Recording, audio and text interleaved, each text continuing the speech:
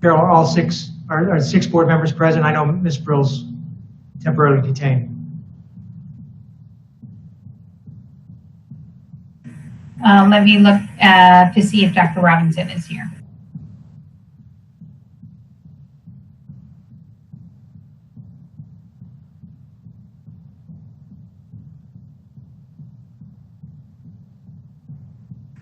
She is here. Okay. Good afternoon, ladies and gentlemen. Excuse me. I call the regular June 2020 meeting of the School Board of Palm Beach County to order at 5:01 p.m. Mrs. Bass, will you please call the roll? District 1, Barbara McLean. Here. District 2, Chuck Shaw. Here. District 3, Karen Brill. As Frank said, she is delayed. District 4, Erica Whitfield. Here. District 5, Frank Barbieri. Here. District 6, Marcia Andrews. Here. District 7, Deborah Robin. Here. All right, so we have 6 board members present. Mrs. Brill will be with us as soon as possible. Also joining us on our virtual dais is Superintendent Dr. Donald Fenoy, General Counsel Julianne Rico, Inspector General Mung Chu, and Board Clerk Carol Bass. If you would all please stand for the Pledge of Allegiance, will be led by our Superintendent, Dr. Donald Fenoy. I pledge allegiance to the flag of the United States of America and to the republic for which it stands, one nation, under God, indivisible, with liberty and justice for all.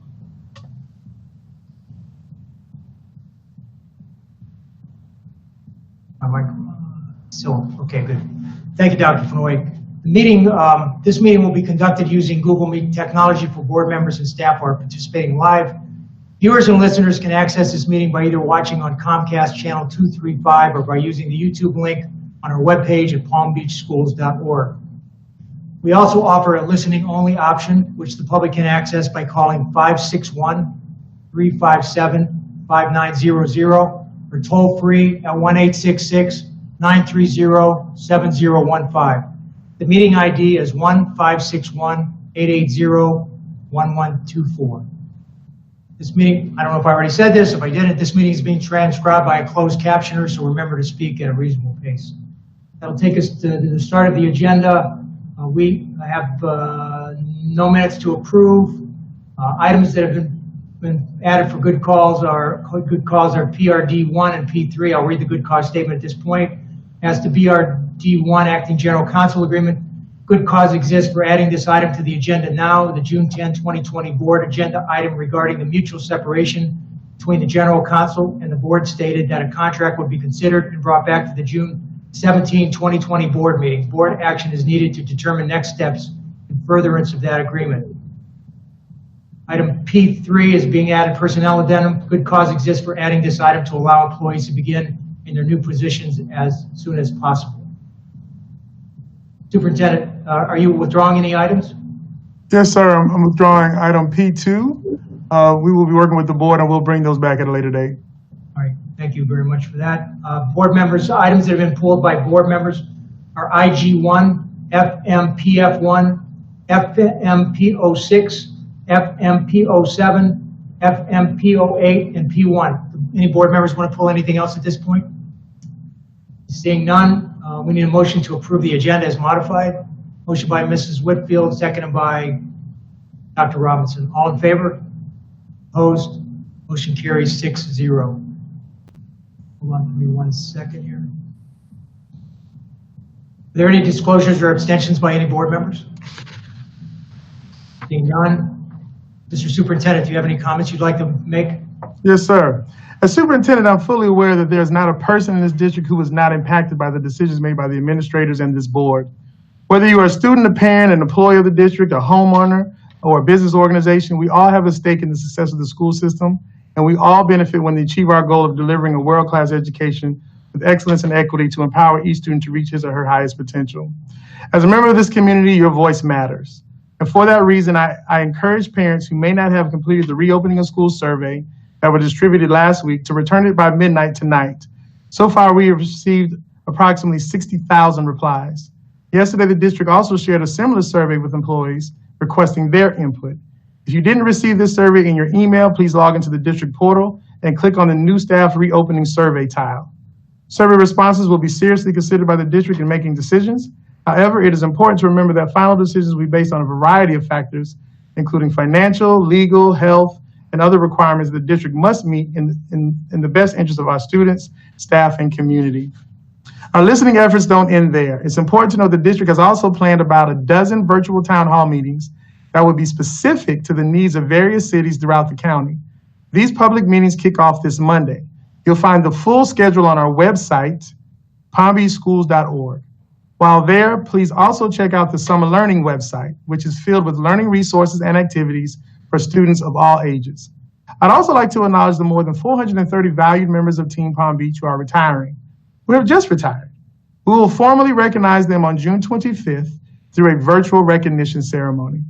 While social distancing prevents an in-person celebration right now, please know that your achievements will have a lasting impact on all of the lives you have touched here at the School District of Palm Beach County. And while we're saying goodbye, I would like to once again congratulate the class of 2020. I think at the end of the day, you guys have been through a lot, but we're proud of you. We're glad that we were able to do some things for you, but you will be missed, but you will certainly not be forgotten to the class of 2020. Virtual graduations wrapped up on June 5th, and I'm happy to report that these milestones in the lives of our students were celebrated by a worldwide audience. In a typical year, we receive about 15,000 YouTube views of our graduation. This year, more than 160,000 people watched our 32 graduations on YouTube worldwide. Many others watched on TV. We have saved the YouTube links for all of our graduations. They are available for free to all of our students and families. You'll find a playlist of all our graduations at palmbeachschools.org/graduation2020. Class of 2020, we are very, very proud of you. Those are my comments, Mr. Chairman. Thank you, Dr. Fenoy. Board member comments, we'll start with Ms. McQuinn. None? Mr. Shaw? None? Ms. Brill is not here. Mrs. Whitfield? Yes, I just have a quick comment just for everyone who's watching. Today is actually the Census National Day of Action. And as you know or may not know, we've had very poor reporting in some of our lower economic communities, specifically the ones that I represent. So I found this very important that we really try to take a moment to rally those people that you know to make sure they fill out the census. This is so important. Because of COVID, they've actually given us until October 31st to fill out the survey. Right now, I pulled up the data on just a few of my communities. Boynton Beach is reporting at 56%, Delray at 49%, West Palm Beach at 51%, and Lake Worth Beach is at 48%. So I imagine that it's the same for many other communities in the area, and I really hope that everyone will take some time to make sure that if they know anyone that hasn't filled out the census, that you help them to do that, because this is so important. Also, many of the communities are participating in a competition to see who can raise their numbers the most. So I encourage you to look at that and see if your city can hopefully increase their numbers, because this is going to make a difference in all of our funding for every program that we have in the county. Thank you. Thank you, Mrs. Whitfield. Mrs. Anders? Thank you, and good afternoon to everyone.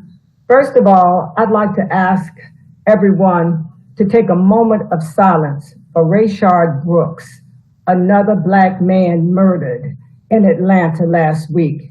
Black Lives Matter. Can we take a moment before I start?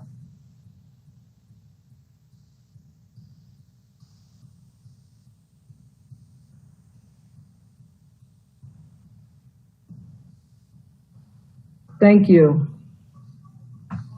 I would like to say that it's been really rough. When I left you last, we had a murder. Now we have another murder. And when I asked for that school data as it relates to school policing from our school police department, I'm very dismayed. I did get some of it, and I think all of you board members got some of the data, just a little bit on expulsions. And we can see it's our Black children, our Black and brown children that are being expelled. When you walk into our alternative settings, you see Black and brown children.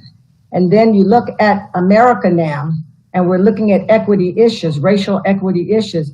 it's something that we've got to spend time talking about. And I'm still looking for that data. I know Dr. Fenoy says that school police is going to bring it, but I'm looking for that data because it will correlate to what we see happening in the country and around the world, that people are disregarding Black lives. Black lives matter. And I want to tell you that as I sit on the Council of Great City Schools calls every week and I read the literature, we need to survey our children within our school district about policing. I'm looking at districts who are doing that as we speak. And I'm going to be putting a discussion item on at the next workshop to see if we can discuss how we can actually survey our students as it relates to policing. And I'd like the board members to go back and look at those questions that I asked the school district administration, the superintendent, to begin with school police, to begin to answer those questions. Let's get those answers as soon as possible. I know we're going to workshop the information, but we need to answer those questions as we see things are not improving, and they won't improve until we come up with solutions. And racial equity is a big deal, and policing needs to be revamped all across the United States and the world. Another thing I'd like to say is to thank all the teachers who are working this summer to help our children. As we work through this distance learning piece, a lot of these same children have been left behind, and I want to thank the teachers for catching them up. As we move into summer, it starts officially on June 20th, this Saturday. I want teachers and everybody else that's been working all year to make us a success. We're trying to help our children and move the school district to try to take a break. Have some fun. It's hard. We're sitting in a pandemic, everybody, and sitting in major budget situations all across the United States of America. So we all have to work together for our children and think out of the box on how we're going to make life, how we can make life better for the boys and girls and the people of Palm Beach County and across the United States and the world. Thank you. Thank you, Mrs. Andrews. With respect to my comments, I did not attach a written report today. I was working on it, and poor Maria in the board office was handling all the other calls that we were getting about starting up the school system. So she didn't have a chance to nag me enough to get it done. So it's not attached. I'll make sure that it gets incorporated into the next meeting's agenda. We do have to, the memoriam is, we have two employees that have passed away, so I'd like to read them into the record. DeGrant Nazaire, teacher, secondary math, 9 to 12, Lakewood High School. She was born September 15th, 1976. She died April 22nd, 2020. Suthara Sam Williams, teacher, day-to-day substitute in the district substitute pool. She was born September 20th, 1938. She passed away May 20, 2020. We take a moment of silence for those two employees and their families.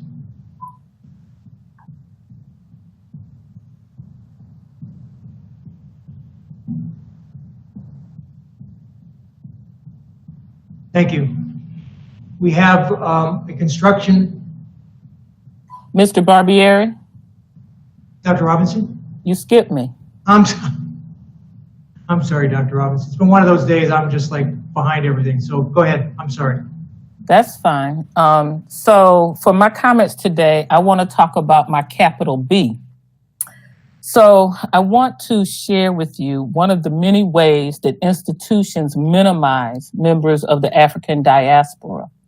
So I remember long ago being taught that you capitalize the word that refers to a nationality, a religious group, or ethnic group. And I would always twitch when I would see a lowercase b when referring to Black people as a group. So for a decade or so, I've staged my own little personal protest by always capitalizing the B in Black. I want to give a shout out to Andrew Mara, who has been on the receiving end of many of my text messages, emails, and phone calls on this subject, because literally it makes me itch to see the lowercase b. I appreciate Mr. Mara's willingness to address the issue in an intellectual way. Now, on March 23rd, the Center for the Study of Social Policy published a document called Recognizing Race and Language, Why We Capitalize Black and White. They decided to standardize the capitalization of B in Black in their writing when referring to people of African descent. They state that at CSSP, we understand that Black refers to not just a color, but signifies a history and a racial identity of Black Americans. Black with a capital B refers to people of the African diaspora. Lowercase Black is simply a color. Yet capitalizing Black is not universally accepted. In fact, it is common to see Black in lowercase, even though other racial and ethnic groups like Asian, Latinx, and Native are routinely capitalized. Additionally, major publications like the New York Times and other major news outlets that adhere to the AP style book do not call for capitalizing B in Black. The typographical rule by these predominantly white institutions set precedence to lowercase b, despite the opposing preference by many Black people. So what does it mean when we align the grammatical rules determined by predominantly white institutions instead of predominantly Black institutions like Essence and Ebony, both of which capitalize B in Black? They go on to say that in addition to capitalizing Black, the CSSP has also made the decision to capitalize white.